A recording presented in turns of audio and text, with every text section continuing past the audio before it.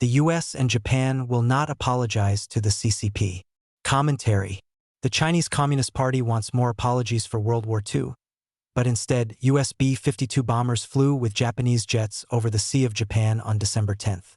The flights are strategic signaling to demonstrate to the regime in Beijing that the two allies are strong and united. They will defend the outlying Japanese islands and, most likely, Taiwan. Japanese Prime Minister Sanai Takaichi noted publicly on November 7th that a Chinese invasion of Taiwan could be a survival-threatening situation for Japan. That assessment, based on the CCP's threat to remove Taiwan as a buffer state, would legally justify Japanese defense of the island. Any such defense would most likely be requested by the United States in support of an international coalition of allies. Yet, Xi Jinping, the dictator who leads the CCP, has apparently been getting increasingly impatient about invading Taiwan. That would remove Taiwan as the only example of a Chinese democracy and capture some of Taiwan's semiconductor manufacturing used for artificial intelligence. A People's Liberation Army invasion of Taiwan would lead to a war, most likely involving the United Kingdom, Australia, France, Italy, and Germany. Russia could use that opportunity to press its forces on NATO countries such as Poland, Lithuania, or Estonia. All of these countries, and more, have an interest in deterring the CCP's territorial ambitions. Not only is there a risk of another world war, this time with nuclear weapons, there is a risk that Beijing will impose an illiberal global hegemony. The CCP only subscribes to multilateralism and free trade for tactical reasons as long as they advantage Beijing. Afterward, China will gladly throw those principles on the dust heap of history. Even Russia's Far East is now vulnerable to China, after Moscow moved most of its troops to fight in Ukraine. Recent PLA bullying of Japan included about 100 sorties launched from a Chinese aircraft carrier near Japan on December 8th, plus joint Chinese and Russian bomber flights around Japan on December 9th. Chinese radar has locked onto Japanese planes, which pilots are forced to consider preparation for a shoot-down.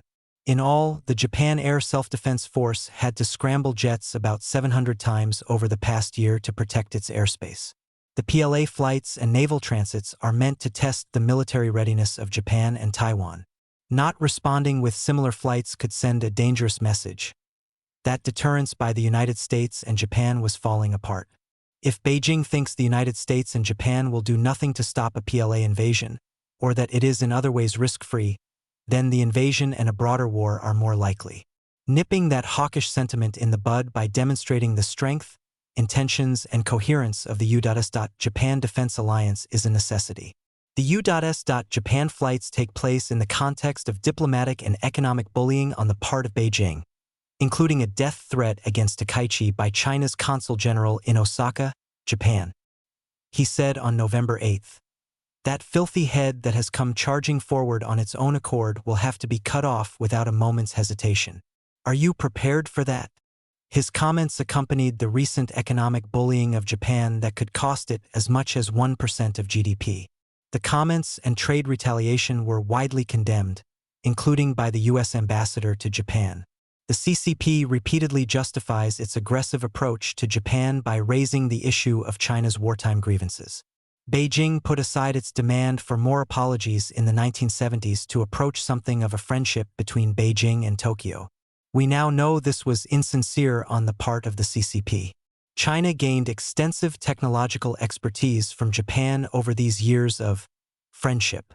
Beijing now uses these technologies, and others it stole from the United States and European countries, to build weapons against the United States. The CCP also seeks to use the tech to outcompete the democracies in global markets. There is a complete lack of gratitude on the CCP's part, driven by the hyping of grievances against the United States and Britain as well. But it was Mao Zedong, the original leader of the CCP, who is widely considered responsible for the most deaths in China. His disastrous economic policies led to the Great Leap Forward famine of 1959 to 1961, in which as many as 50 million Chinese people died.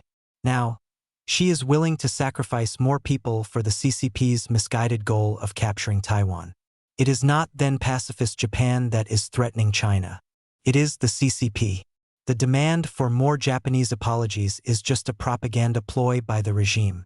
In the 1940s, right after the war, Japanese Emperor Hirohito had already made an attempt at a sincere apology. A long list of apologies by Japan followed, right up to the present day. The CCP does not really want another apology. It wants to humiliate Japan by demanding that, almost a century later, an elected Japanese official literally bow down to the ground in abject humiliation to the CCP's dictatorial demands, each more abject and degrading than the last. If Tokyo apologized yet again, the CCP would just take it for weakness and make a new demand. That is unacceptable today, given Japan's status as a democratic ally of the United States, and the long history of suffering that the Chinese people have undergone at the hands of the CCP. Japan has thoroughly reformed itself. It is now the regime in Beijing, not Tokyo, that owes an apology to the Chinese people.